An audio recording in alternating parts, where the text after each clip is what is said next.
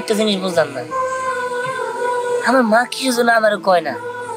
আমার ছোটবেলার কাহিনী আমার কিছুই মনে নেই। আমার নাকি কালো জ্বর হয়েছিল, কালো জ্বর হলে নাকি ছোটবেলার কাহিনী মানুষ বলে যায়। এটা কেমন কথা? আমি আমার ছোটবেলার কাহিনী মনে রাখতে পারবো না? না না, এখানে কোনো একটা ঘাবলা আছে। আমার মা আমার মিথ্যা কথা বলতেছে, নইলে আমি আমার ছোটবেলার কাহিনী কেন মনে রাখতে পারবো না? এটা যে করে আমার মনে করতেই, কিন্তু আমি কিছুতেই মনে করতে পারতেছি।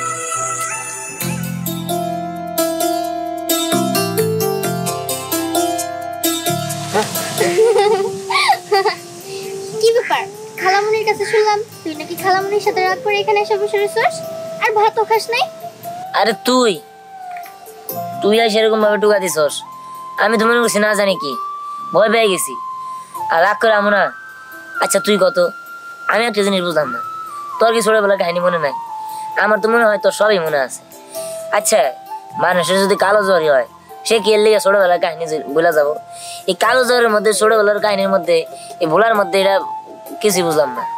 আহা, কালো জ্বর হইলে মানুষ মানুষের ছোটবেলার কথা ভুলে যাইতেই পারে, আর তোর তো তোর ছোটবেলার কথা মনে করতেই হবে, এমন কি কোনো কথা আছে নাকি? আর আমি যদি তোর আগে জন্ম নিতাম তাহলে আমি বলে দিতে পারতাম তুই ছোটবেলায় কি কি করছিস, কিন্তু আমি তো তোর আগে জন্ম নেই নাই।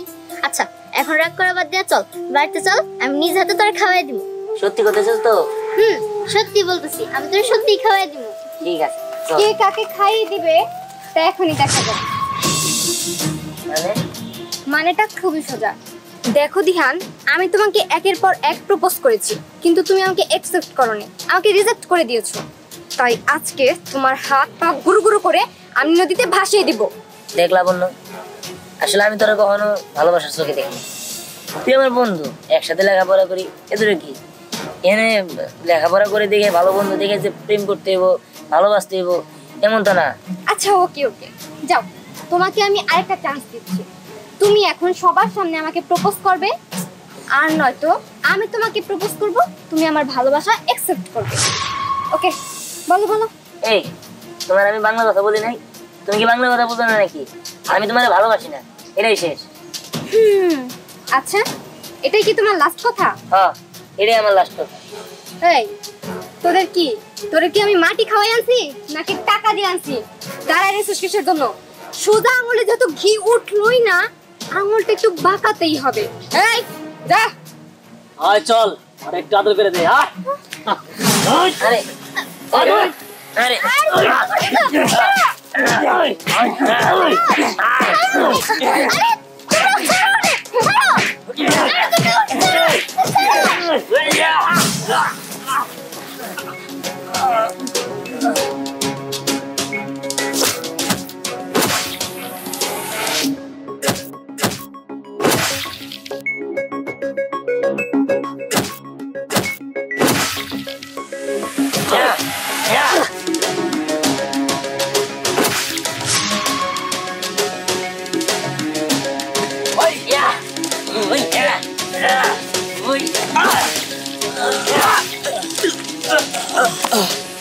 বুঝতে পেরেছি, এদের গরুদের দিয়ে কিছুই হবে না। এই এদিকে আয়, বাজা। হ্যাঁ নাকি এটাও পারবি না? এই দেখ, পালাবে না কিন্তু।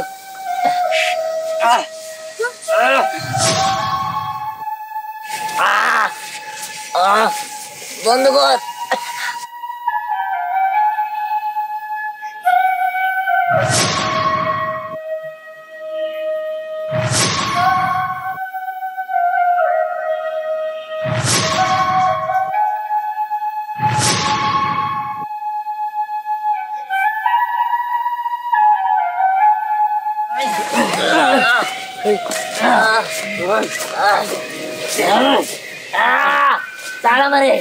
আমার কেমন জানি লাগতেছে, এটা বন্ধ কর। আমার যেন কেমন হয়ে যাচ্ছি, আমার কেমন জানি লাগতেছে, বন্ধ কর। আরে আমরা 4 জন লোক মিলে ওরে কাবু করতে পারলাম না আর বাঁশির সুরে ওরে কাবু করে ফেলাইলো হ্যাঁ কারণ এই বাঁশির সুরে হইছে তোর একমাত্র দুর্বলতা এই আরো জোরে বাজা বাজা ইয়া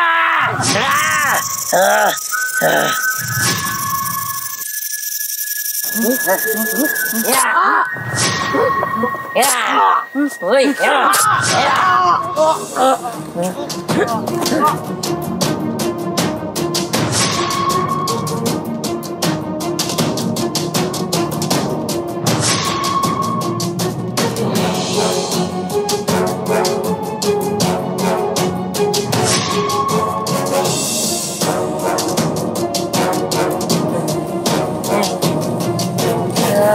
কি ছিল আমি তো কিছু বুঝতেছি না ওর এরকম করতেছে কেন এখানে কিছু হয় নাই তোর কিচ্ছু জানতে হবে না তুই চল তুই বাসা চল ঠিক আছে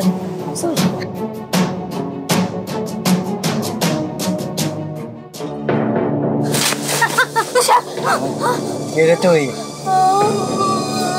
বাবা মানুষ সাপ হয়ে গেছে বাঁশির সুর শুনতে পারতেছে না আচরণ চেঞ্জ হয়ে গেছে সাপ হয়ে গেছে বাঁশি সুর পাইলে কি করে আচরণ চেঞ্জ হয়েছে কেমন সাপের মতো হাত পা নাড়াচাড়া করতেছিল এই জন্যই তো আমি 12 বছর ধরে এখানে সাধনা করতেছি আর কিছু না রাখ রাস আর আমার কিছু বন্ধুরে মায়েরাও ফলাইছে সবল দিয়া হয়েছে কোথায় এখন ওই পাশে চল আমার সাথে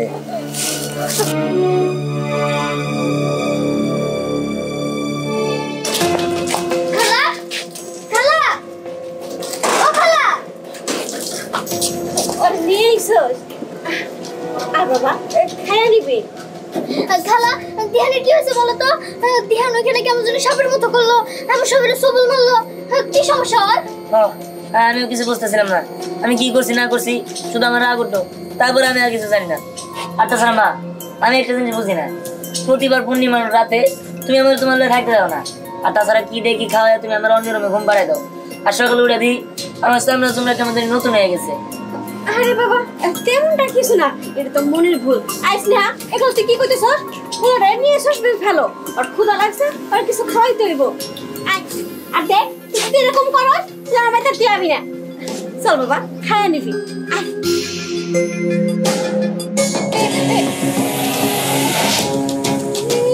এখানে ছিল এই অবস্থা আরে তোদের মারা গেলাইছে আচ্ছা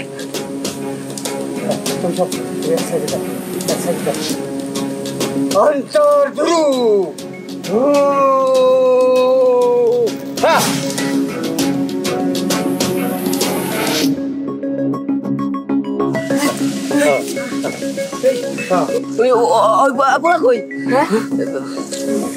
আমার মনে হয় চলে গেছে চলে গেছে ওই চল আমরা যাই এই শোনো তোমাদের কোনো ভয় নাই এটা তোমার না ও সাপের রূপ ধারণ করে ও হচ্ছে নাগরাজ সাপুরে বাবা তাহলে আপনি আমার জন্য কিছু একটা করেন আমার বাসা ছিল চিনি চল আমার সাথে তোকে কোনো ভয় নাই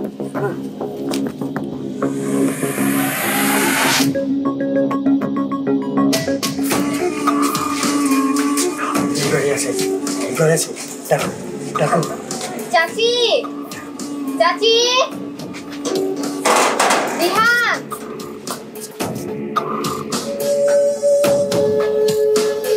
কি ব্যাপার তোরা আবার এখানে আসছিস কিসের জন্য পাইছি ঠিক জায়গায় গেছি শোন দবে নাম বলছি আমার বউ দেখেছে মুখের দিকে ওটা তোমার বলা না ও সাপ না ও সাপ না সাপ না আমার ছেলে সাপ না দেখতে সাপ সাপ না বাজাবো আরে আরে আমার কাছে সেকেন্ড লিখে মা বন্ধ করে দেখো না আরে বন্ধ করে এনে আসো আসতে বলো আসো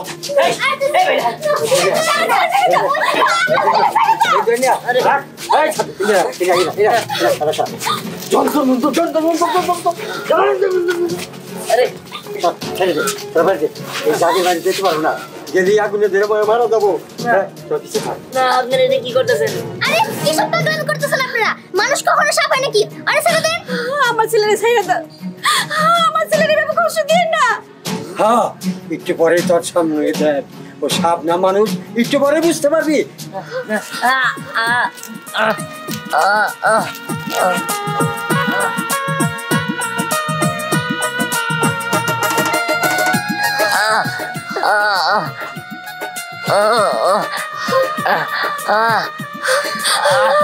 আমার ছেলে, আমার ছেলেকে ছেড়ে দাও তোমরা, আমার ছেলে কষ্ট হইতেছে।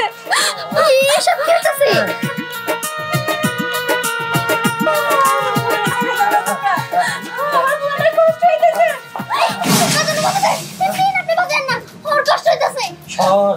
সরে দাঁড়া।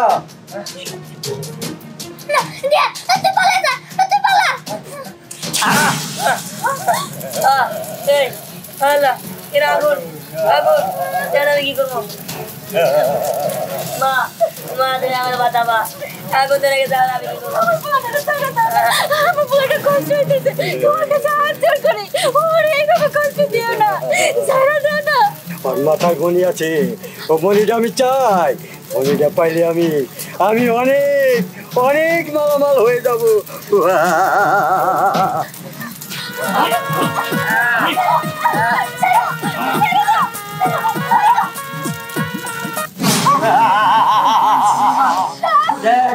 দেখ কি হচ্ছে, ছেলে দিয়েছে। ওই মাথার মনি নিব আমি, ওই মনি পাইলে আমি মালামাল হয়ে যাব। মা স্নেহা, তোমরা আমারে বাঁচাও, আমারে বাঁচাও, আমারে আগুনে পুড়ে ফেলাবো, তোমরা আমারে বাঁচাও।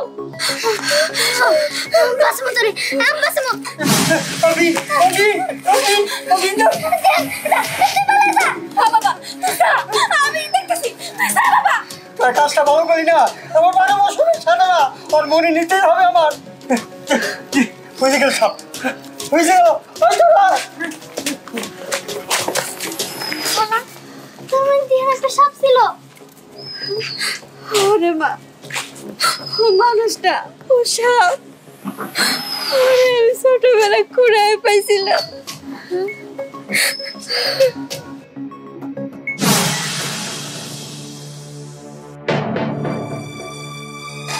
এটা কি হলো? আমি তো কিছুই বুঝতেছি না। আমি সাপ হয়ে গেলাম, আমি এখন কই যাবো, কি করবো? আমার তোরা ধরতে পারলে মেরে ফেলাবো। আল্লাহ তুমি আমার একটা পথ দেখাই দাও। আল্লাহ আমার আর ভালো লাগে না, আমি এখন কি করবো? তুমি আমার একটা উপায় করে দাও আল্লাহ। এই আপনি কে? আপনি কেমন এলেন এই জায়গায়? আমি তোর বাবা, আমি তো স্পর্শ পাইয়া আমি মুক্ত হয়েছি। বাবা মানে আমি তো কিছু বুঝতেছি না। মানেটা হয়েছে ওই কেরাম সাপুরিয়া পাতালপুরে আক্রমণ করে আমার কাছ থেকে মনি নেওয়ার জন্য, এবং কি তোর মায়ের মাইরা ফেলায়। আর তারপর কোনো উপায় না পাইয়া আমি তোরে নিয়ে পালাচ্ছিলাম।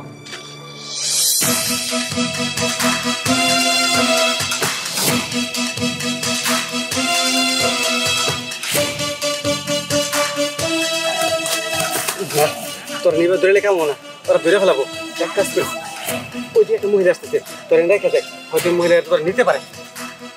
থাক বাবা, তুই এখানে থাক, আমি যাই।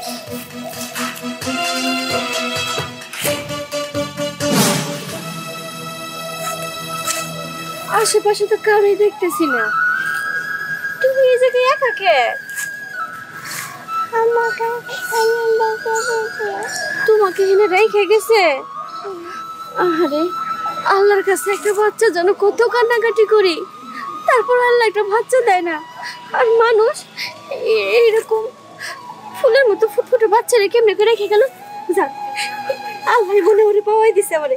চলো তুমি আমার সাথে যাবো।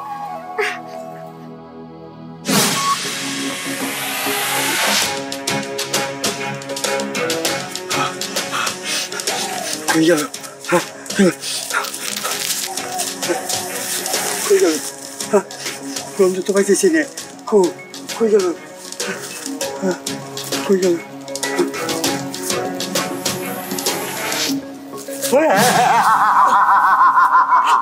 বল মনি দে, আমার 12 বছরের সাধনা আজকে পূর্ণ হবে। মনি দে স্যার, আমার বল, মনি দে বলছি, আমি কিন্তু তোর মেরে ফেলবো। না না, আমি মরে গেল তোর মনি দিব না। মনি দিবি না, যতদিন বলতো আমাকে মনি না দিবি, ততদিন বলতো তোর এই গাছের হাতে বন্দি করে রাখবো। থাক, এই গাছের মধ্যেই তুই বন্দি থাক। তারপরে এই ক্যারাম সাপুরিয়া এই গাছে আমাকে বন্দি করে রাখে। তোর স্পর্শে আমি মুক্ত হয়েছি। বুঝতে পারছি, ওই কেরাম সাপুরের আমি ছাড়ব না, পরে আমি শেষ করে দিব। কাজ শেষ কে করে একটু পরে দেখতে পারবি। হ্যাঁ, তোর তো আমি বন্দি করে রাখছিলাম। ও, আমি তো ভুলেই গেছি।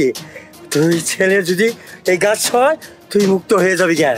এখন এখন তাদের উপায় কি? ক্যারাম, তুই আমার বউরে মারছস, আমার ছেলে রেতিম বানাইছস, তোর আমি শেষ করে দেবো। শোন, সময় আছে, সর্বনীতি আছে, তা না হলে বাপ বেটাকে গলায় ছিঁড়ে যাবে না হলে। দে বলছি মনি, দে। ও তাই নাকি? হ্যাঁ। আচ্ছা ঠিক আছে, দে মনি।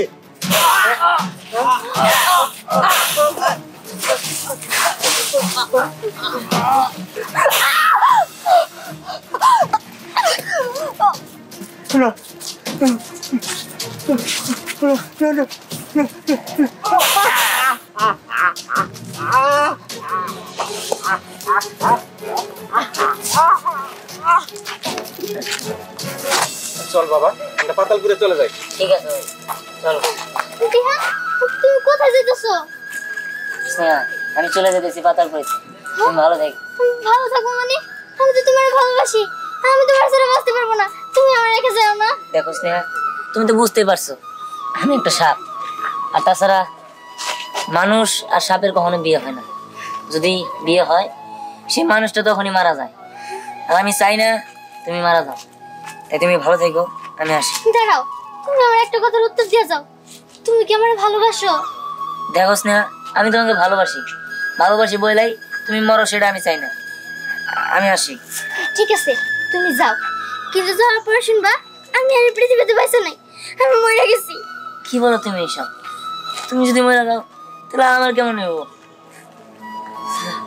বাবা, তুমি কোনো একটা হ্যাঁ বাবা, এটা আল্লাহ ছাড়া কেউ কিছু করতে পারবে না, একমাত্র আল্লাহর কাছে দোয়া করতে হবে। চল আমরা আল্লাহর কাছে দোয়া করি।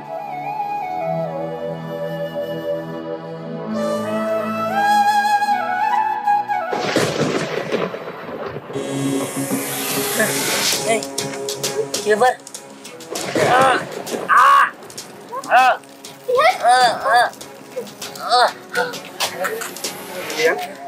তোর ভেতর থেকে সাপটা আল্লাহ নিয়ে নিছে, মানে? তুই পূর্ণাঙ্গ মানুষ। তুমি সব কি বলতেছো? হ্যাঁ ধ্যান, সত্যি? হ্যাঁ সত্যি। ঠিক আছে বাবা, তোমার অনেক অনেক ধন্যবাদ। আর তুমি ভালো থাকো।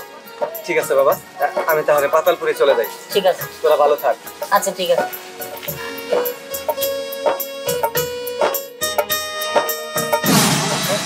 চলে গেছে। এবার তো তুমি খুশি? এবারে আমি অনেক খুশি। ঠিক আছে, চলো। চলো।